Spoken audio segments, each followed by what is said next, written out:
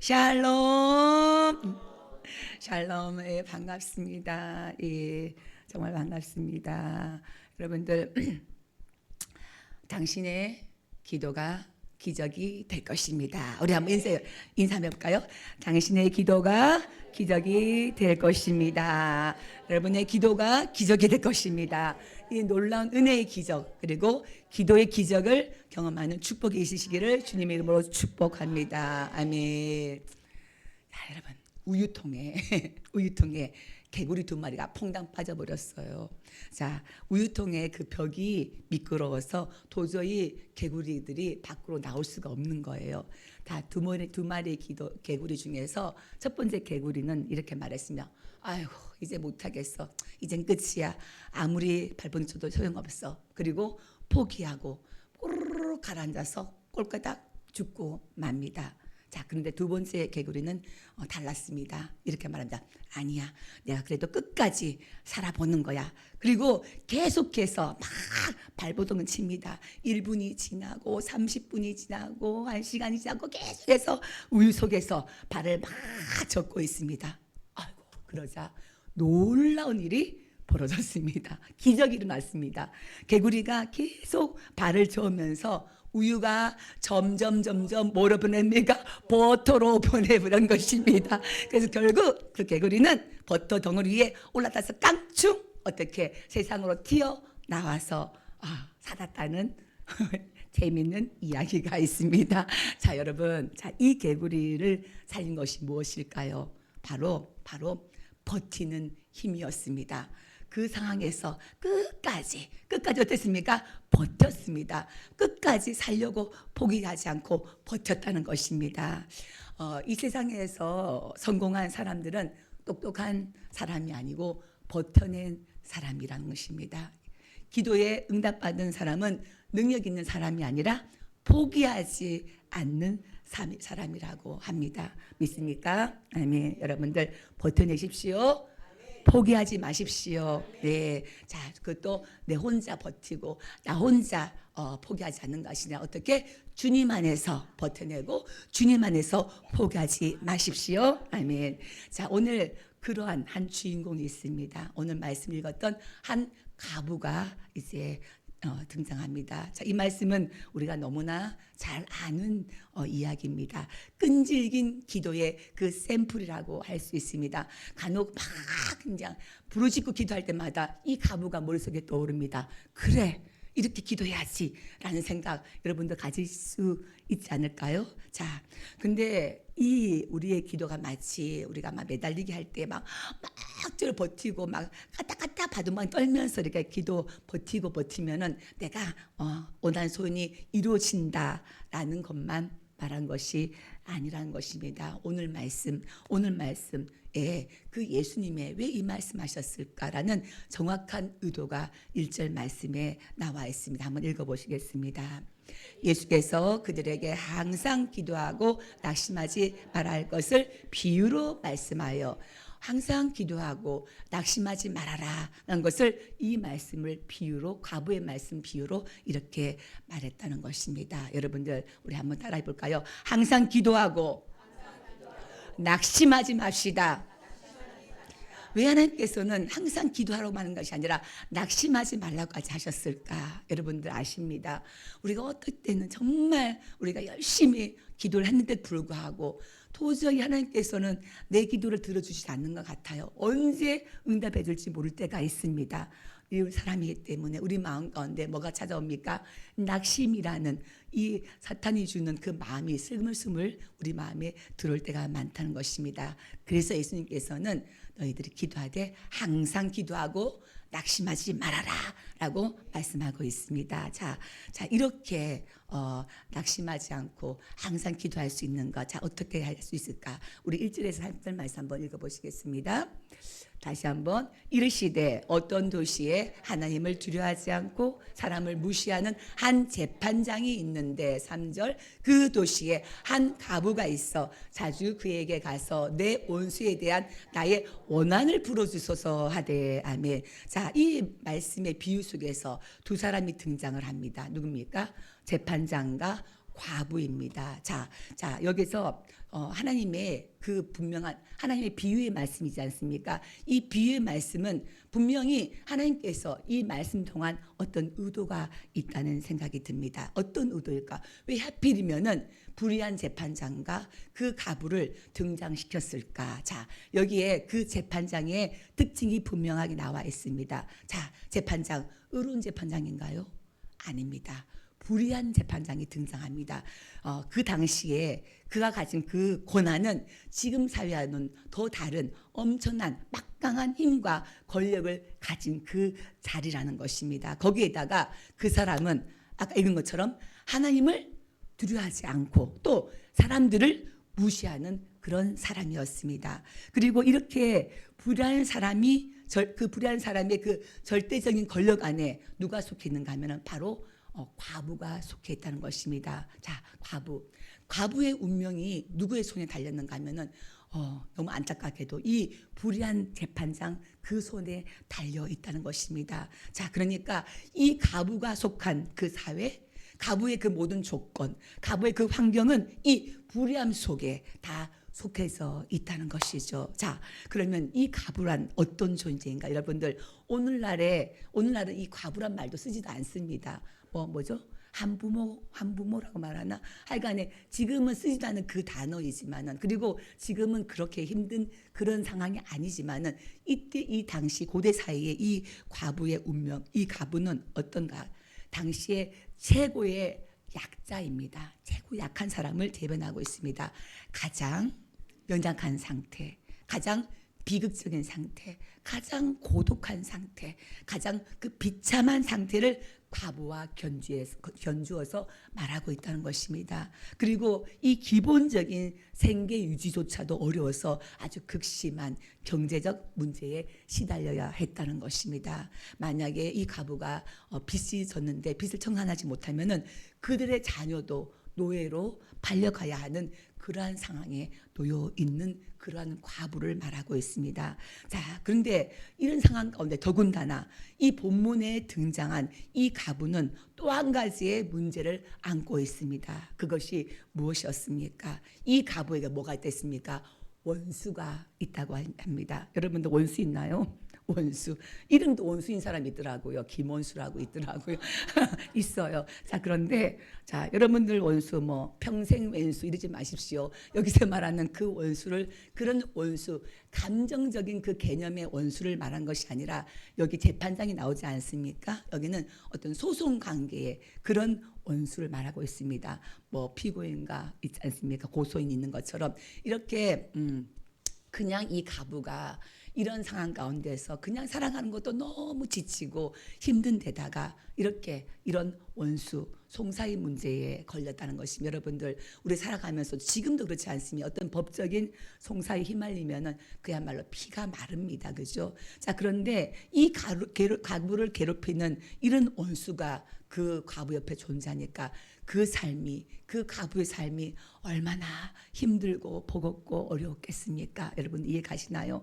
이 과부는 이런 원수로 인해서 원통하고 억울한 일을 이제 경험하게 된다는 것입니다. 자, 그래서 이 일을 해결하기 위해서 끊임없이 누구에게 재판장에게 찾아가서 자기의 원한을 풀어달라고 어떻게 합니까? 호소하고 있는 것입니다. 아마 잘은 모르겠지만은 이 과부는 자기의 생사의 문제가 걸려 있고 자녀의 생사의 모든 문제가 여기 걸려 있었던 것 같습니다. 자, 그런데 여러분 한번 생각해 보십시오.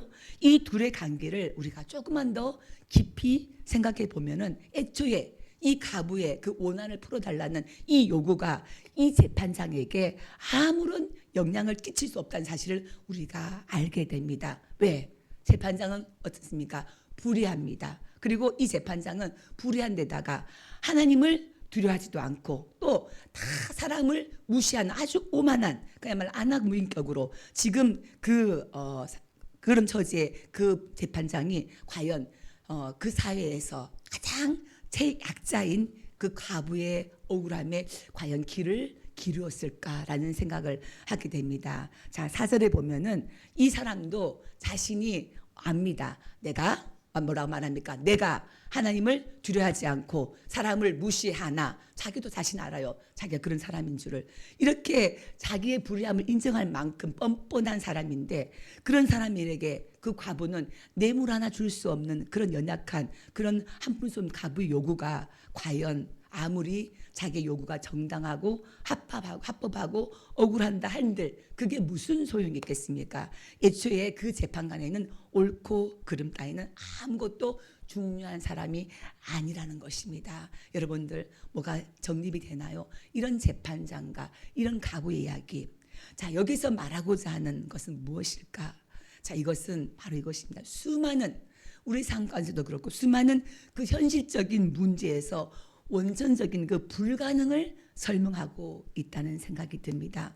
그런데도 놀랍게도 예수님의 가르침은 이 상황 설정을 통해서 이렇게 불가능한 상황 설정을 통해서 이런 불가능한 상황 가운데서도 어떻게 하라고 말씀하고 계십니까? 바로 항상 기도하고 낙심하지 말아야 한다라고 말하고 있습니다. 그리고 우리가 읽은 것처럼 성경의 결론은 말합니다.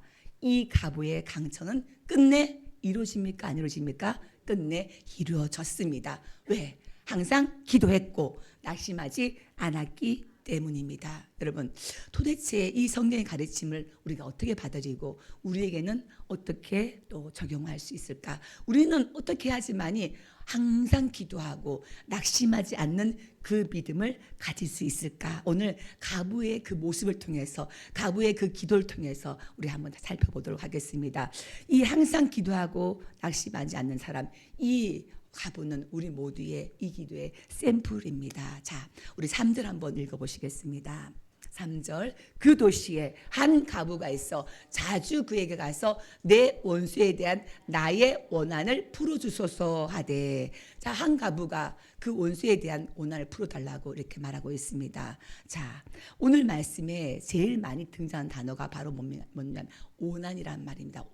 원한을 풀어주소서. 이 말이 4번이나 이 8절 되는 말씀에 4번이나 이 과부의 원한을 풀어주소서. 원한이라는 단어가 4번이나 등장을 합니다. 이 말은 곧 이 원한의 그 정당함을 강조하고 있으며 또한 얼마나 간절한가 그 간절함을 함께 내포하고 있다는 것입니다.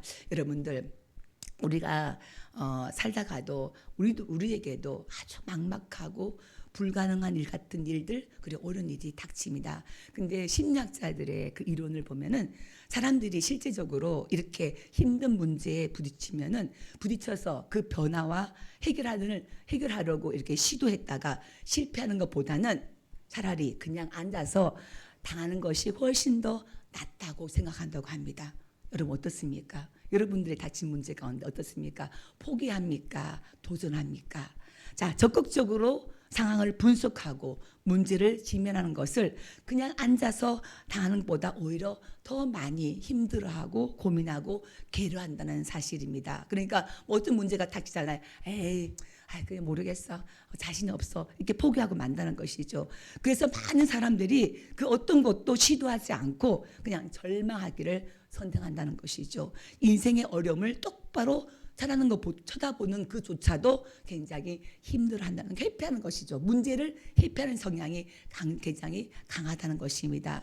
그렇게 봤었을 때에 이 과부는 좀 남다릅니다. 이 과부는 그렇게 하지 않았습니다. 자, 그렇기 때문에 이 과부가 원수로부터 그 공경을 당한 것과 또 이 재판관에 찾아가서 자신의 그 원한을 호소하는 이 행위의 결단 그 사이에는 분명 남다른 행위가 필요했던 것입니다. 분명 자신이 원하는 것을 이 과부는 분명히 하고 이 해결을 위해서 찾아 나섰다는 것입니다. 무엇입니까? 이 과부의 그 삶의 목표와 그 초점이 분명했다는 것입니다. 뭡니까? 그 목표가 자신의 원한을 풀어야 한다는 것이죠. 이 과부의 삶의 그 매우 열악한 상황 가운데서도 명확한 초점을 가지고 있었다는 사실입니다. 자, 그것은 바로 내가 무엇을 원하는가? 여러분은 무엇을 원하십니까? 또 내가 무엇을 해야 하느냐? 이것에 대한 그 확신과 명확함과 초점이 있었다는 것입니다. 우리는 항상 이렇게 기도하기 위해서는 이것이 있어야 됩니다. 이것이 바로 내가 무엇을 해야 되는지, 나에게 필요한 것이 분명히 무엇인지를 알고 준비해야 될 줄 믿습니다. 하나님께서 분명히 말씀하셨습니다. 너희는 먼저 그의 나라와 그의 의를 구하라. 그러면 그 모든 것을 너희에게 더하시리라 말씀하셨을 때에, 우리가 이 모든 우리의 생각에 정리를 했었을 때에 우리는 주님 앞에 나가서 기도하실 줄 믿습니다. 여러분들, 자, 이렇게 가보는 무엇을 해야 하는지가 정리된 사람이었습니다. 자부는 자신이 무엇을 해야 하는지 그 삶의 목표와 초점이 분명했다는 것입니다. 자신의 원한을 풀어야 한다는 것입니다. 그것이 내 살 길임을 분명히 알고 믿었다는 것입니다. 그래서 이 가보는 항상 기도하고 낙심하지 않을 수 있었다는 것입니다.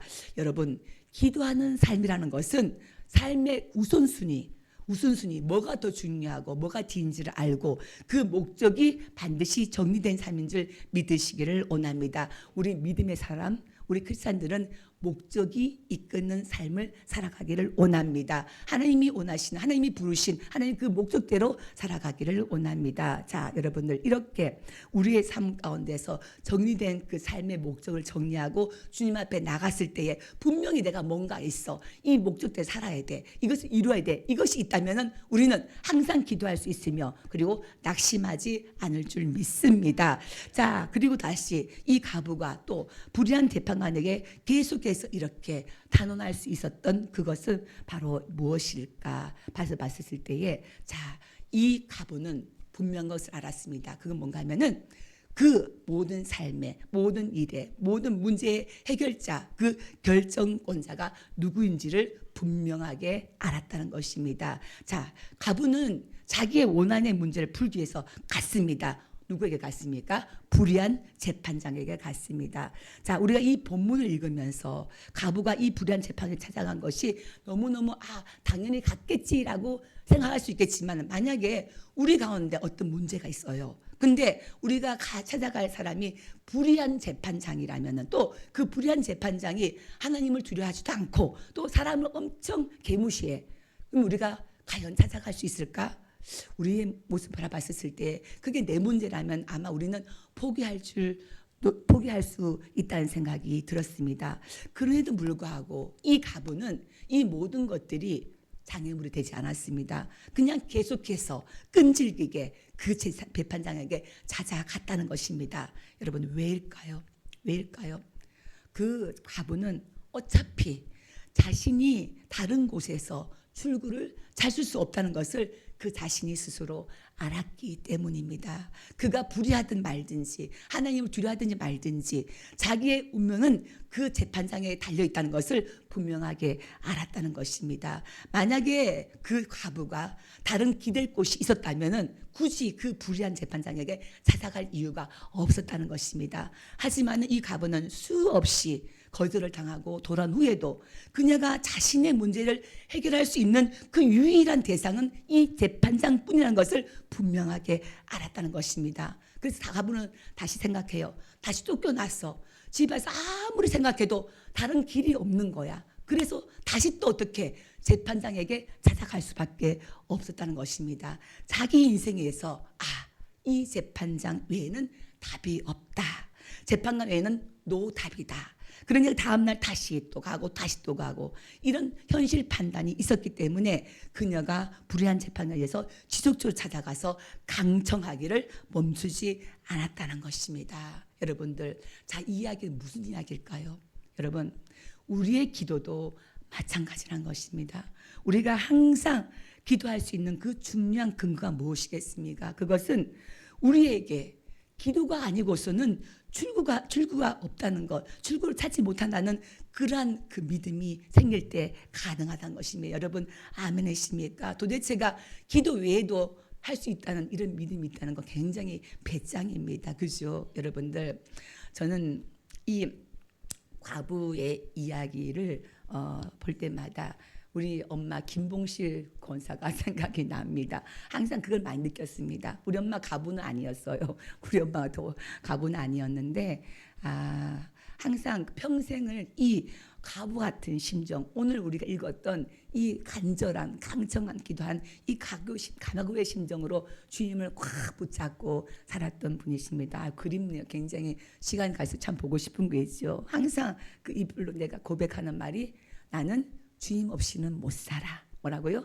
나는 주님 없이 못 살아. 맨날 그 말이 입에 달려 있었으면 이 말을 달고 살았습니다. 그도 그럴 것이 우리 엄마 정말 젊은 나이에 제 초등학교 때 암이 걸렸습니다. 근데 얼마나 지지리도 가난한지, 그리고 그때는 의료보험도 없었는지 기억이 잘 나지 않습니다. 돈도 없고 길도 없고 그야말로 엄마는 하나님 외에는 답이 없었고 길이 없었고 살 수가 없었습니다. 그래서 항상 눈만 뜨면은 엎드려서 울면서 기도하고 성전에 가서 예배드리고, 자, 그랬던 우리 엄마의 모습, 그 암의 질병 가운데 하나님께서는 그 기도를 들으시고 아주 묘묘한 방법으로 기도한 사람을 보내주시고, 또 사람 통해 일하시잖아요. 성령의 불치료로 2번이나 살려주셨습니다. 그 간증을 들을 때 어떤 들은가 하면은 그 성령의 불치를 받을 때 엄마 코에서 그 암덩어리 타는 냄새가 그렇게 났대요. 그야말로 그만큼 하나님께서는 그 간절한 강청의 기도, 주님 없이 살 수 없다는 그 강청의 기도를 들음을 말미암아서 하나님께서 살려주셨기 때문에 언제나 엄마는 주님 없이 못 살아, 주님밖에 길이 없어, 주님만이 살 길이라는 그 고백 가운데 살았던 그 과부였다는 것입니다. 여러분들, 과부의 심정, 이 가요 심정으로 우리가 나갈 때에 분명히 하나님께서는 우리 기도를 들을 줄 믿습니다. 우리 엄마 94세까지인가 건강에 이 자리에서 예배도 드렸습니다. 건강에 사시다가 하나님의 은혜로 들림 받지 않았습니까? 이렇게 늘 가부 같았던 우리 엄마, 주님 아니면은 길이 없다, 답이 없다, 주님 없으면 나는 못 산다. 여러분, 마찬가지입니다. 내 인생의 모든 결론이 주님 손에 있고, 내 인생의 모든 경로가 하나님의 말씀으로 정해지고, 내 인생의 모든 행복이 주님과의 동행으로 결정되는데 어떻게 우리가 주님을 찾지 않을 수 있겠습니까? 우리의 삶이 결국 하나님께 달려있다는 그 생각이 있으면 기도한다는 것입니다. 할렐루야. 여러분들 믿으십니까? 아멘입니까? 바로 이것입니다. 우리가 기도한다는 것은요, 모든 것이 하나님의 결정에 달려있다는 이 믿음을 전제로 한다는 것입니다. 우리가 기도하지 않는 것은 여러분들 게을러서가 아닙니다. 우리 인생 가운데 너무 바빠서 해결할 문제들이 많아서 바빠서 기도하지 않는 것이 아닙니다. 우리가 기도하지 않는 것은 바로 이 믿음이 없기 때문이라는 것입니다. 여러분, 아무리 거창한 영성을 지닌 듯 보이고 거룩히 본다 할지라도 끝내 하나님 앞에서 무릎을 꿇지 않는 사람은 그저 자기의 인생을 자기의 힘으로, 자기의 신념대로, 자기의 노력으로, 자기 재능으로 그냥 살아가는 사람일 뿐입니다. 여러분, 누에꽃이 있지 않습니까? 누에꽃이는 자기 입에서 나오는 그 실로 자기 집을 짓지 않습니까? 자, 우리 마찬가지, 우리가 주님 앞에 심는 우리 입술의 그 고백에 그 기도를 말미암아서 우리의 인생의 집이 지어질 줄 믿습니다. 왜냐? 모든 결정, 모든 일을 인도하시는 분은 바로 하나님이시기 때문입니다. 여러분들, 우리는 항상 기도해야 합니다. 그리고 여러분, 이 기도에는 100% 응답이 있습니다. 아멘입니까? 100% 응답이 있습니다. 물론 이 응답에 거절도 포함되어 있습니다. 또는 웨이트, 하나님이 기다리라 하고 있습니다. 이 모든 것은 노든 웨이트든 아니다, 기다려라, 이 모든 것도 그 응답에 다 포함되어 있음을 여러분 믿으시기를 바랍니다. 여러분, 우리가 살다 보면은 내 눈앞에서 현실 문이 탁 닫히는 것을 우리가 수없이 경험하게 됩니다. 이 길인 줄 알았는데 이 길이 하나님 인도하신 같지만 문이 닫힙니다. 여러분 역시 오랫동안 기도하고 준비했다 하더라도 막상 현실에서 하나님께서는 다른 답을 가져다 주는 경험을 우리는 수없이 하게 됩니다. 그런데 그럴 때 많은 사람들이 이 닫힌 문 앞에서 쩔쩔매며 낙담하거나 아니면은 기도와 믿음을 의심하거나 그 하나님께 아니면 실망과 원망을 토로하거나 이렇게 하고 있습니다. 여러분, 고작 그 문이 그저 닫혔을 뿐입니다. 닫힌 문조차도 주님의 지혜 안에서 주님의 뜻 안에서 속해 있다는 것을 여러분들 믿으시길 바랍니다.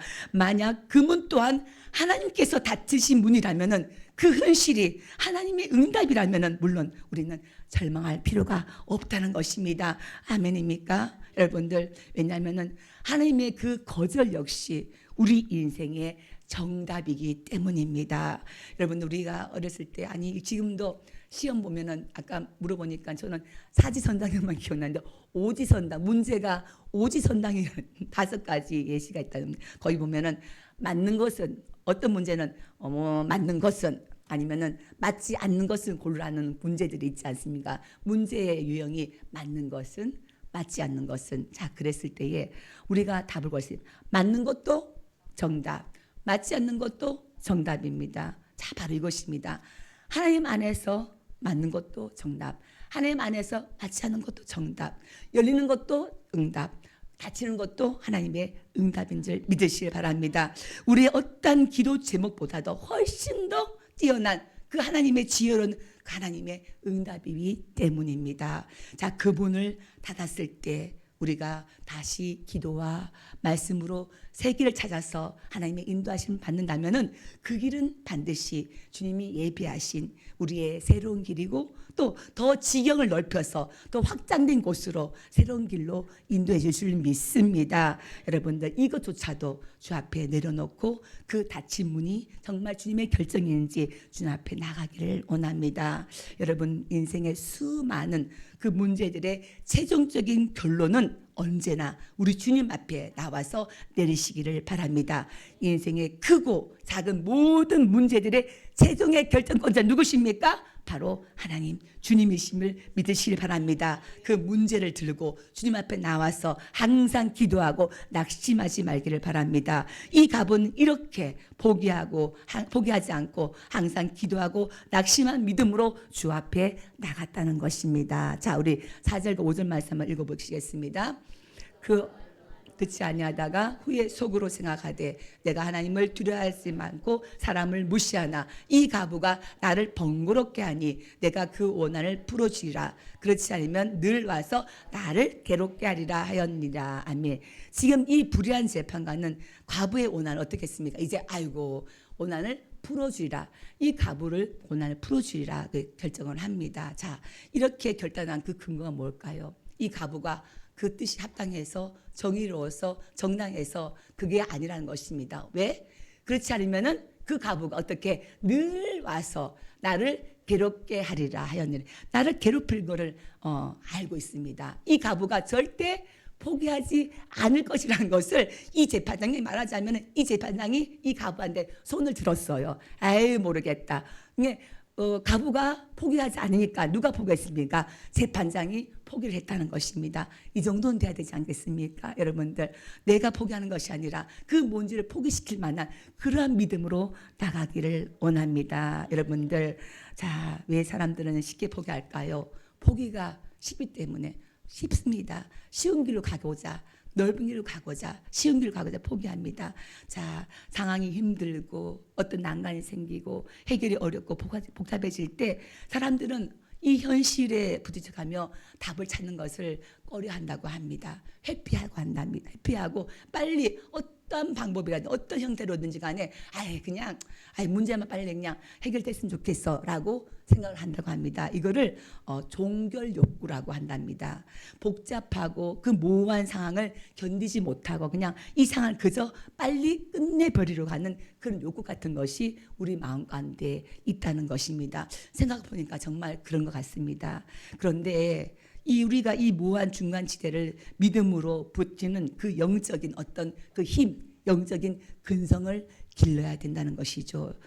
이 과부 바로 그랬습니다.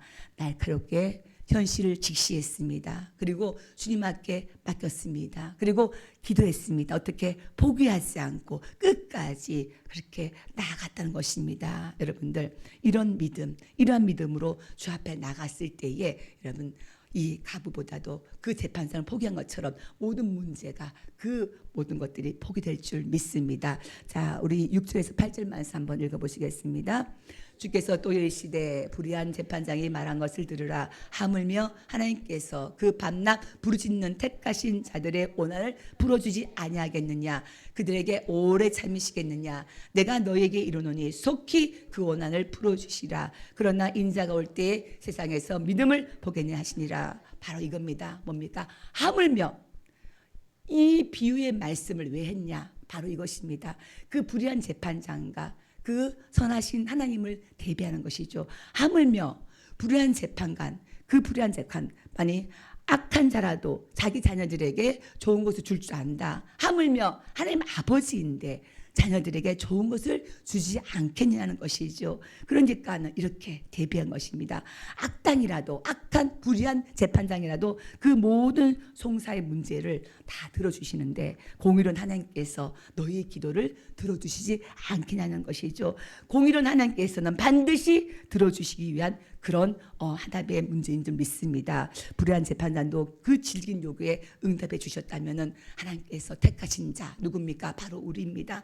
하나님의 자녀, 하나님의 백성의 그 기도를 들어주시지 않겠느냐라는 것이죠. 바로 여기서 우리가 항상 기도하고 낙심하지 않을 그 이유와 근거가 있다는 것입니다. 여러분들, 여러분의 기도 결코 공중으로 이렇게 사라지는 기도가 아닙니다. 땅에 떨어지는 기도가 아닙니다. 반드시 하늘 보좌에 쌓일 줄 믿습니다. 하늘 창고에 저장해 둘 줄 믿습니다. 그리고 하나님의 그 때에 반드시 쏟아 부어줄 줄 믿습니다. 그러니 여러분들 기도하다가 포기하지 마십시오. 기도하다가 낙심하지 마십시오. 기도하다가 지치지 마십시오. 왜냐하면 기도는 그 상황을 바꾸기 전에 먼저 우리를 바꾸어 주시기 때문입니다. 기도의 그 문제를 없애기 전에 우리 가운데 기도하다 보면은 우리 가운데 나도 모르게 그 강력한 믿음이 주어진다는 것입니다. 사랑하는 여러분들, 어쩌면 지금 우리 가운데서도 눈물로 기도하는 분들이 있습니다. 눈물로 기도하고 있습니다. 자녀 때문에, 사업 때문에, 또 가정 때문에, 건강 때문에, 또 이 나라의 모든 어지러운 문제 때문에. 자, 보이지 않지만 이렇게 우리가 울며 불며 간절하게 강청하게 기도할 때에 하나님께서는 우리의 기도를 들으시고 그 모든 것을 알고 계실 줄 믿습니다. 성경은 말합니다. 하나님은 그 성도의 눈물을 보시고 우리의 기도를 들으신다고 약속하셨습니다. 여러분들 절대 잊지 마십시오. 포기하지 마십시오. 기도를 포기하지 마십시오. 끝까지 포기하지 않고 기도하고 버틴 사람에게 그 길이 열릴 줄 믿습니다. 닫힌 문이 열릴 줄 믿습니다. 기도는 끝까지 매달린 사람에게 기적이 될 줄 믿습니다. 예수님이 마지막에 이렇게 말씀하십니다.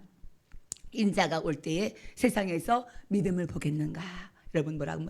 인자가 올 때에 세상에서 믿음을 보겠는가? 여러분 이 질문은 우리에게 던질 질문입니다. 끝까지 기도하는 믿음을 보겠냐는 것이죠. 여러분들 오늘 이 시간 다시 한번 우리가 정말 기도를 붙잡기를 원합니다. 그 포기했던 기도를 다시 한번 시작하기를 원합니다. 멈췄던 기도를 다시 한번 이어가기를 바랍니다. 낙심하지 마시고 기도의 불을 다시 붙이길 바랍니다. 이러한 기도로 여러분의 인생의 기도의 기적을 맛보고 그 기도의 기적을 만방에 증가한 삶이 되시기를 주님의 이름으로 축원드립니다. 아멘.